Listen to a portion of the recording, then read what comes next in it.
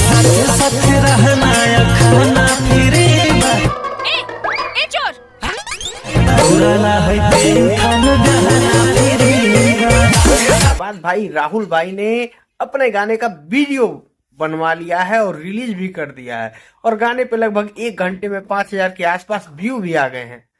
गाना बढ़िया है और इनका चैनल पहले से ही बढ़िया है। इनके कई गानों पर करोड़ों में व्यू आए हुए हैं, तो इनको ऐसा नहीं है कि कोई जानता नहीं है, कोई पहचानता नहीं है।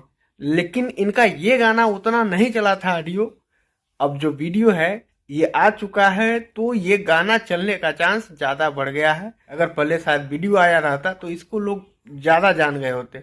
इन्होंने यहाँ पे गलती की, जब खेसारी लाल यादव का 3 थान का पोस्टर आया है तभी इनको अपना वीडियो बनवा करके रिलीज कर देना चाहिए था। खैर, जब भी हुआ लेट आए दुरुस्त आए, फिर भी वीडियो लेकर के आए हैं अच्छी चीजें और वीडियो भी अच्छा बनाए हैं, बढ़िया है। अब दबा करके इसको शेयर करिए, इसका प्रमोशन करिए और सभी लोगों से निवेदन इसको भी देखिए। आपने खेसारी का देखा, हिट कराया, बहुत बढ़िया, इनका भी देख।